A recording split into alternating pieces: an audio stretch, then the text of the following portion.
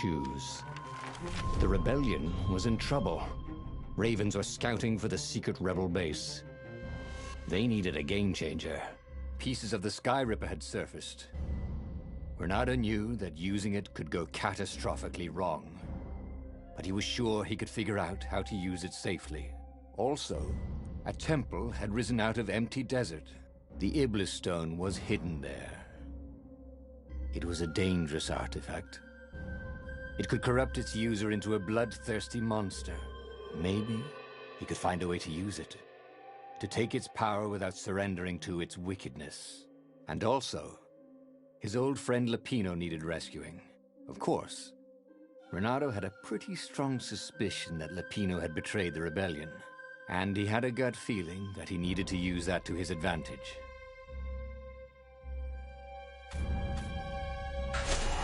The island was windswept desert.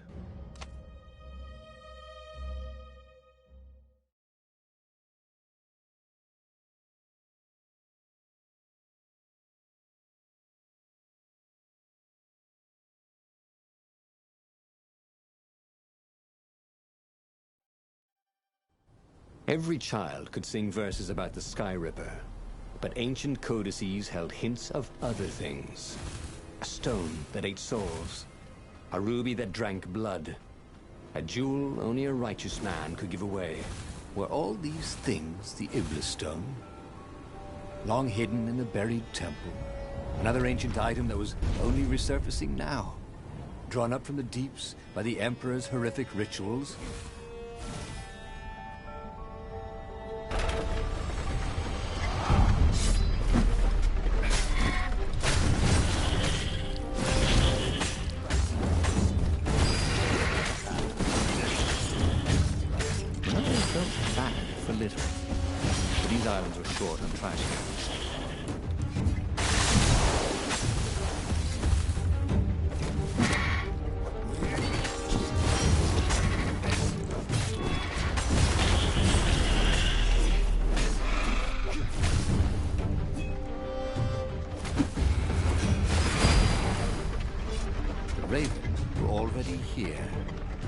Frustration. They were still searching for a way in. Good. Then he hadn't come too late.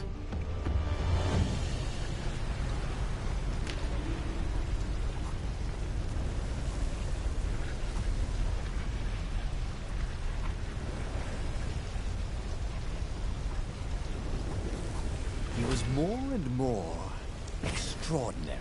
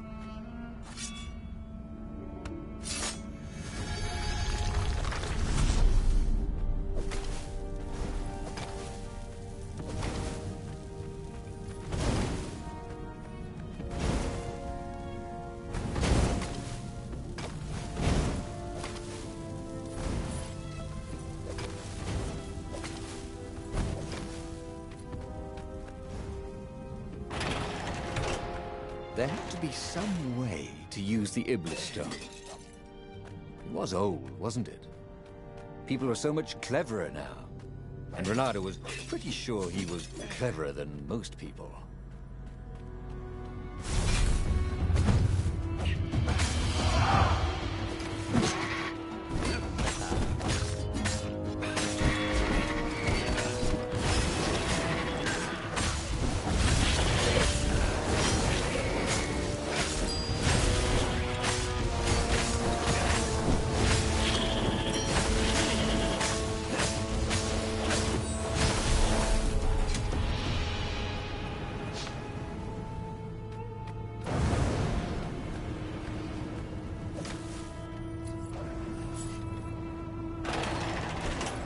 The Ravens, at least, could not get past this point. Obviously, the temple builders knew how to deal with tomb raiders.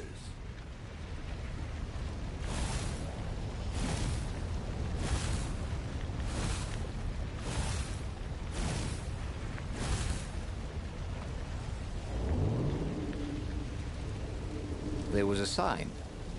Take the goat across first.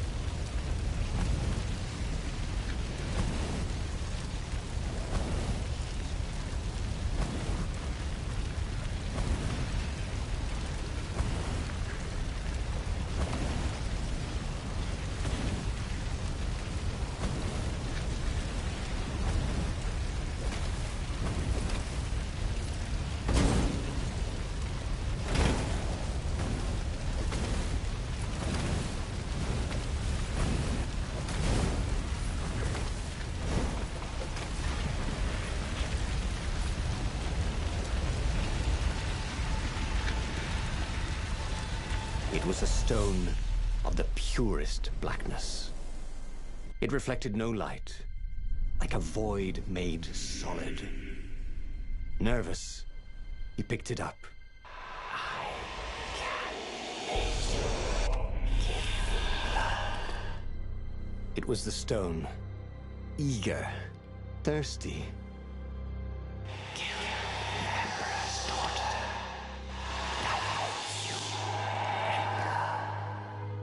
That seemed tempting and terribly wrong. Zenobia was the Emperor's greatest general and a potent witch. But they had been close once. And he had a sneaking suspicion the gem would try to control him. Why not capture the core of Sky Ripper instead? It was the eye of a lost god torn out by the transcendent Emperor to power his greatest weapon. Get to the core, said the stone anxiously.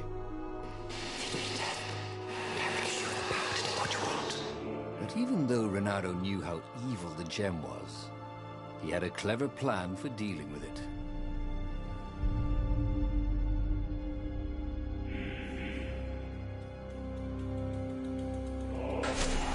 Why was he listening to a talking rock? Ah, but the rock had a point. If the stone could truly turn him into a powerful warrior, he could defeat the Emperor with the very weapon the wicked old toad had sought for himself. To be a hero, you had to sacrifice old friends sometimes, especially when they've become enemies.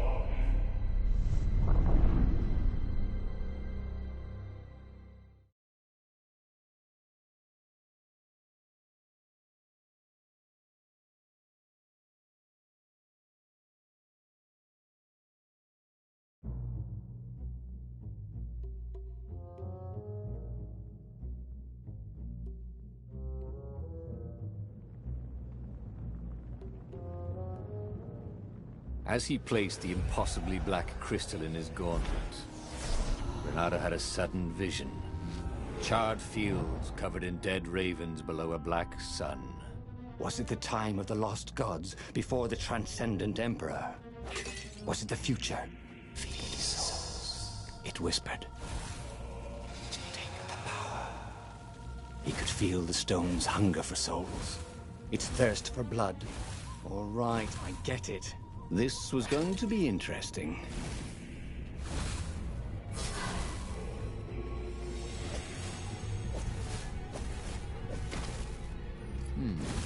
This was the nice part of town, but the ravens had been through here. They like to take shiny things home to their nests.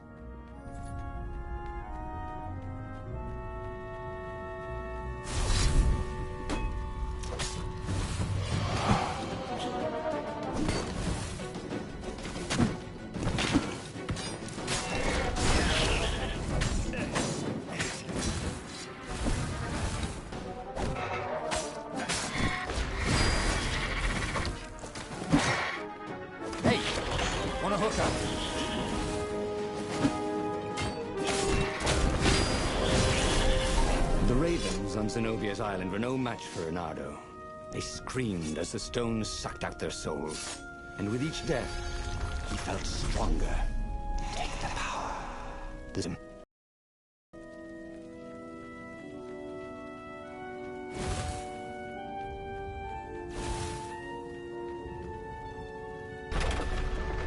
He couldn't do worse with Zenobia than he'd done with the core, could he? The market. It was going to be full of gogglers, wasn't it? Oh, it would have been so much more fun before the war. When the worst thing that could happen to you was getting fleeced buying a rug.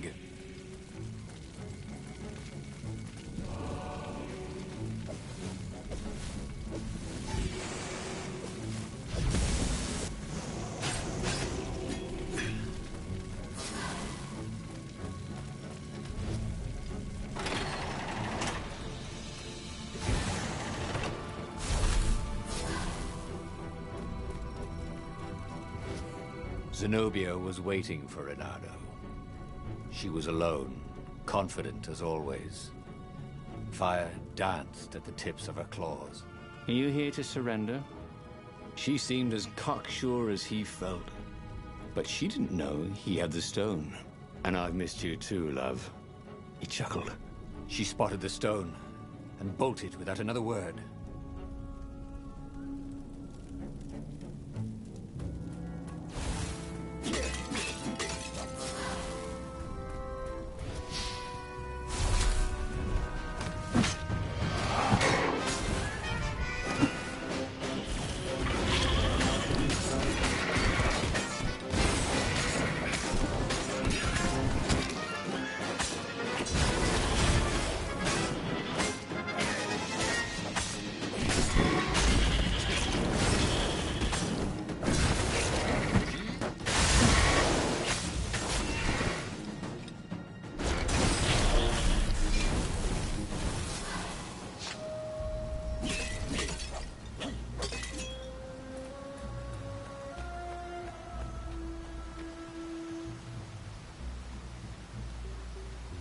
Finally, Reynardo caught up to her. He had never seen her scared before. At school, she'd been the determined, brave one. Now her eyes were wide, frightened. He didn't like seeing her this way. Kill her, whispered the stone. You cannot win your rebellion without it. Please. No, said Zenobia. Not that way. Oh, they had been so close once. Could he really feed her soul to his demonic gem? But if he spared her, he would not get the full power of the stone. Oh, how could he be the hero he wanted to be? Reynardo hesitated. Zenobia was his greatest enemy. She was the Emperor's daughter and his greatest general, and the single person Reynardo least wanted to remove from this world, especially that way. She was holding her arms out before her, hands fluttering, fending him off with hopeless urgency. Nope, she was weaving a spell. He couldn't move. This thing is evil, she said. She slid the Iblis stone out of its slot in his gauntlet and slipped it into a bag. Maybe we can learn from it. She eyed him with a strange, wry, apologetic look. I missed you too. And before he could move again, she was gone. Learn from the Iblis stone? What did that mean? Would she take it to the palace or to the observatory on the Nexus? If she thought it was evil, she wouldn't want it in the palace. And, after all, it was evil, wasn't it? Maybe I can outrace her to the observatory, thought Renato. Cats can run faster, but foxes can run longer.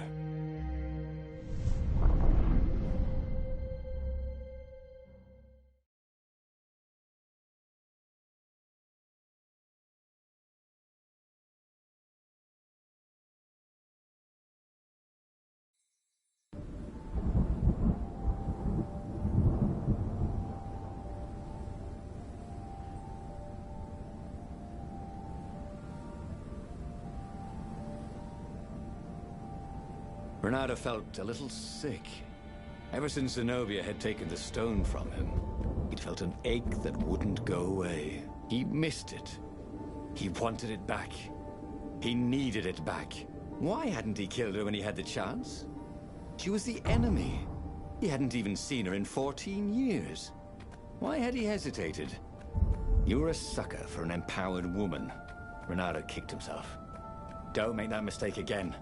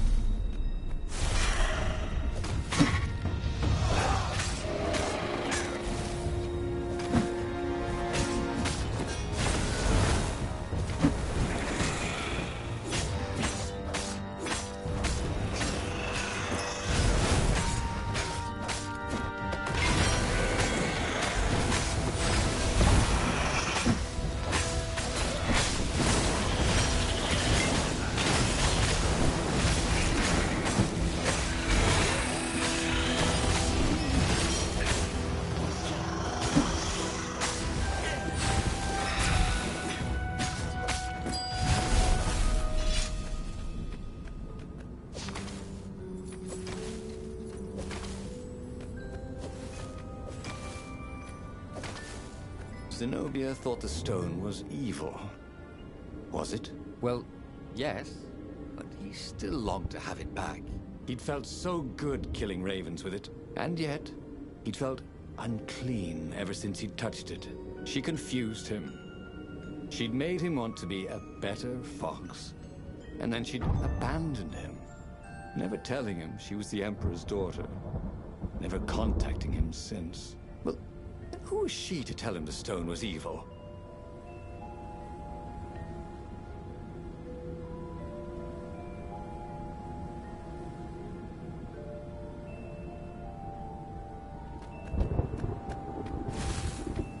And while he was trying to recover the stone Zenobia had taken from him, the Imperial fleet was tightening its grip. He might fail to save the rebellion, and it would all be her fault. Renato felt a burst of outrage. Not only had she stolen his gem, she'd also stolen his sign. Sure, they were neutral, but they had helped him discover what the Emperor was up to. They were supposed to be helping me, Renato thought. So unfair. A cannon trap. Who kept these things loaded anyway?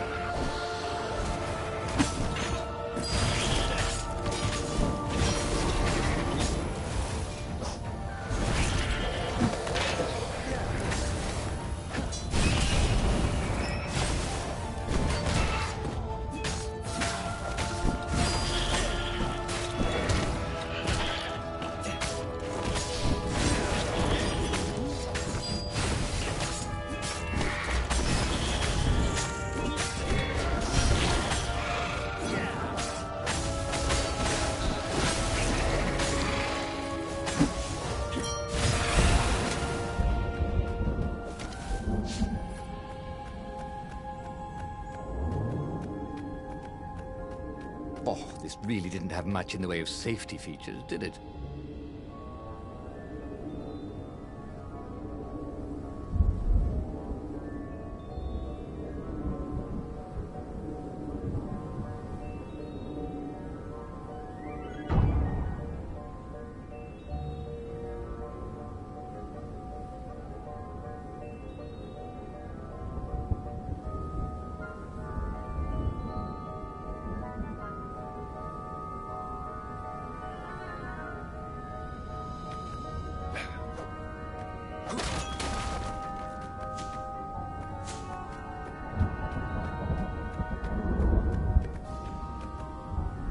The scientist's toes were pointing arcane instruments at the stone and looking at it through prisms and reflections. Mine, said Renato as he took back the stone. Well, we need it for science, croaked the toads. He felt better immediately. Smarter, too. I thought you'd never come for me, whispered the stone. Then, a far-speaker toad croaked in something like Zenobia's voice. Leonardo, leave the stone with the toads. It will kill everyone you love. That did seem vaguely familiar. But Renato had an army to lead, an empire to bring down.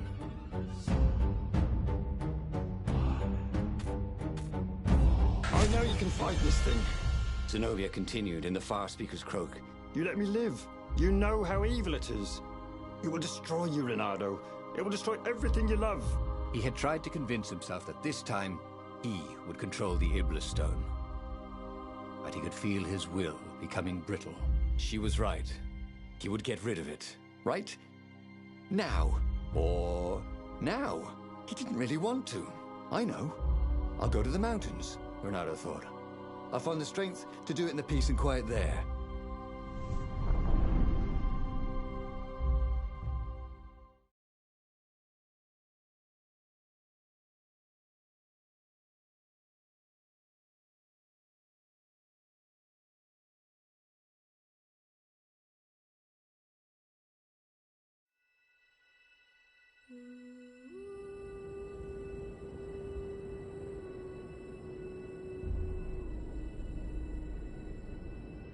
As the Farfarer landed at the foot of the mountains, Renato was surprised to find Lapino there. What are you doing here? Oh, you wouldn't believe it. I was stowed away on an Imperial courier ship, dressed up as a combat nurse carrying a general's beak transplant. This is not a great time, said Renato, who was pretty sure he did not, in fact, believe Lapino's story. That's when you need your friends, said Lapino. I just need some peace and quiet, said Renato, and grimly set out on the path.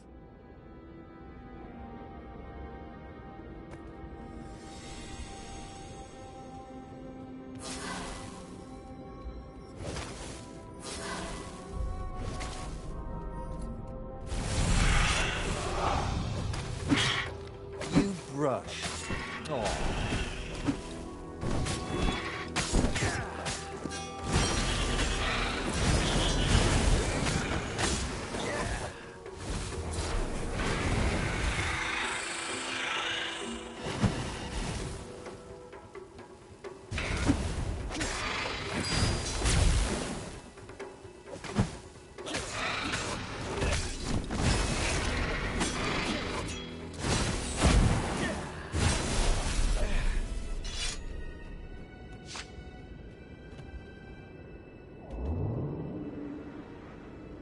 There were stickers all over the platform for really hot lady foxes, with pictures and addresses and everything.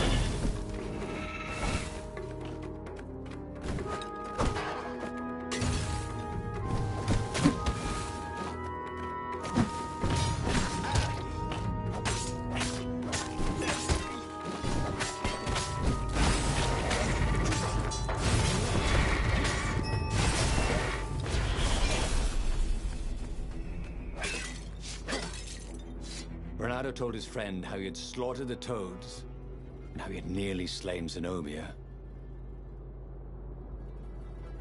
A terrible burden, this Iblis stone, sympathized the rabbit. Yeah, but I need it. For the rebellion. Do you now? You know, you were a pretty fine fighter before you were wielding a demonic decoration. Oddly, the sword wasn't whispering at him to kill the Pinot. Up ahead in the mountains, there was a peaceful spot. If he could rid himself of his burden anywhere, it was there.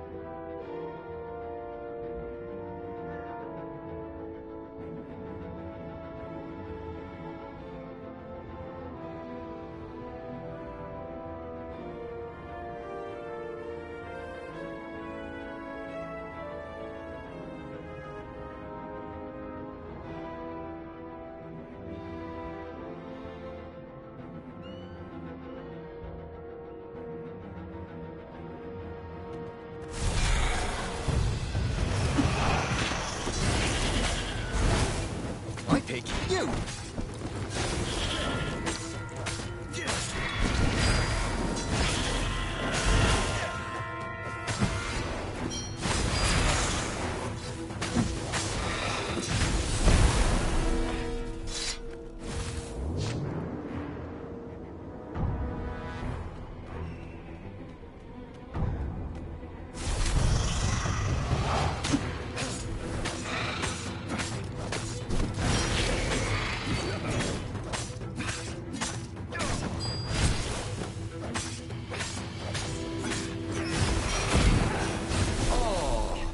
I don't have anyone to talk to.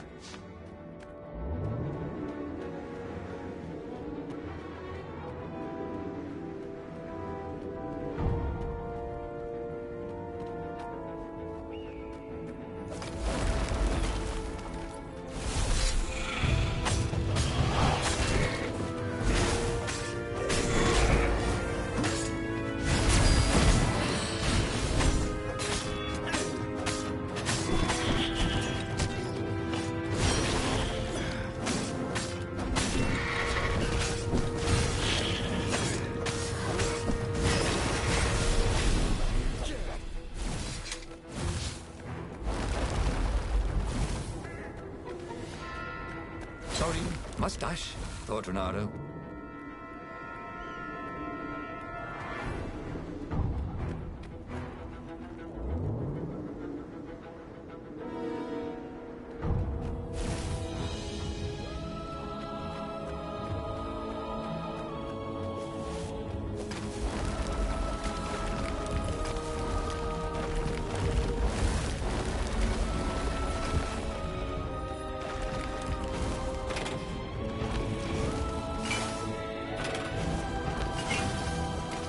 Renato thought it would make a difference, snatching the Iblis stone before the Emperor could get it.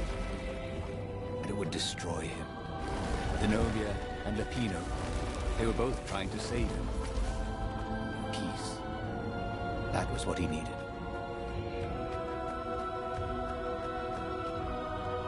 So much for peace and quiet. There was Lupino. Again. You're stronger than some dumb rock, Lupino said. Let's just bury it, and no one will ever find it again. Renato could feel the spirit energy of all those dead ravens inside him, pecking away. The rabbit was right. Even if the rabbit was a traitor, he was still right. He tore the Iblis stone from his gauntlet and threw it into the hole Lupino had dug. The stone was silent, probably sulking. Now whoop those Imperials, said Lupino. Are you coming? Ah, no, I can't come with you. It's my old injury, you know. Recently, it's been acting up terrible. I'd be no use to you at all. So Renato boarded the Farfarer alone. Renato felt lonely on board the Farfarer. How could his old friend Lupino, miraculously escaped from the Empire, leave him to face the final battle alone? Well, he'd abandoned Lupino before, hadn't he? It was only fair. And of course he felt lonely. He'd given up the Iblis stone and all the souls he fed it. Of course he felt alone. But he had done the right thing. It had been hard to do, but there was no better feeling than that. Zenobia would be so proud of him.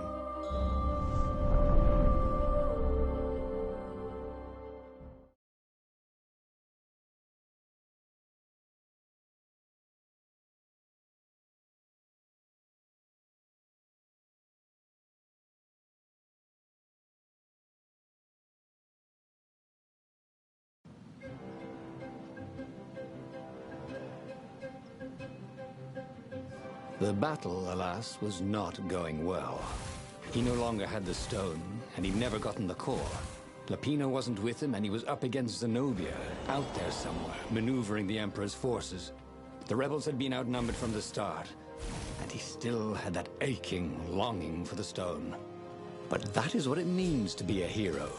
He would fight his way to Zenobia. He would show her what he was capable of. Just him, with no diabolic accoutrements. He would win, no matter the odds.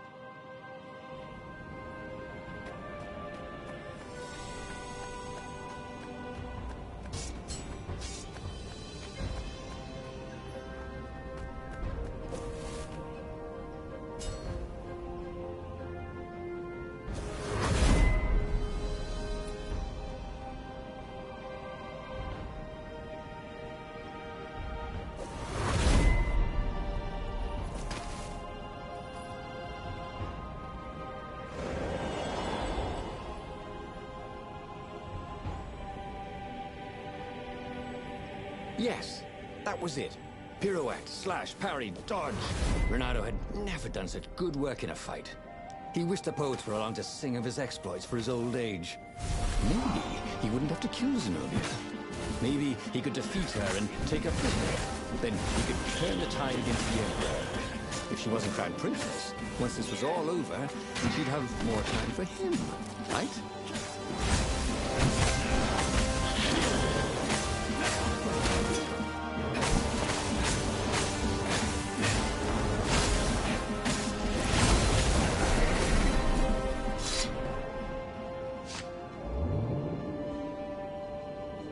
There was an engraving.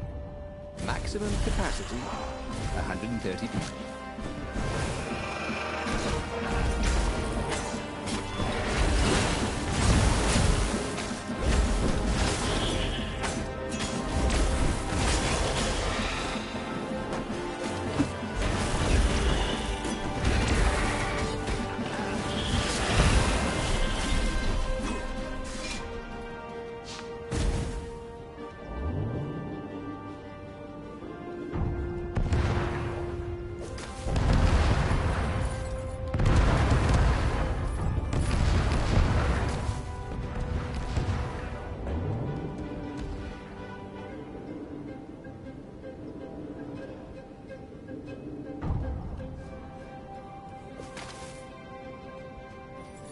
Soon he'd confront the Emperor. Again. This time, he'd make an end of it. He'd screwed up last time, but he had a good feeling about this time.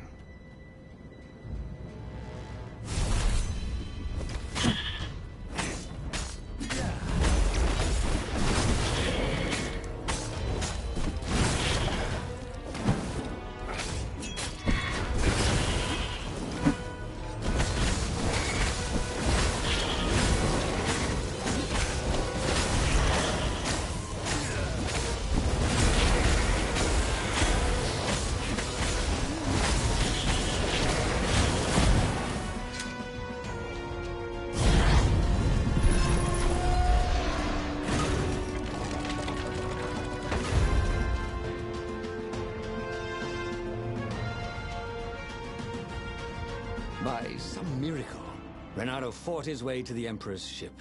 He was exhausted, bleeding, but he'd found the strength to reject the stone. Zenobia came out of the ship. "Renato!" she shouted, and then she fell down and died. Lapino was behind her, wielding a sword that seemed to suck all the light out of the sun. You idiot! You threw the stone away! Cried Lapino. "You said it was evil." It hates sanctimonious prigs like you, laughed Lapino. We're having a grand old time. Renato turned and ran. But no matter where he ran, Lapino jumped in front of him until Renato was cornered. That boy could hop. "You wouldn't do this to an old friend, would you?" cried Renato. You mean this? Said Lapino as he slid the sword into Renato's guts. Damn it! Again? Oh, again? But he already had all the secrets he needed. He was sure of that. He must have not used them the right way. What was the best, worst mistake he could make? Probably trusting that traitor Lapino.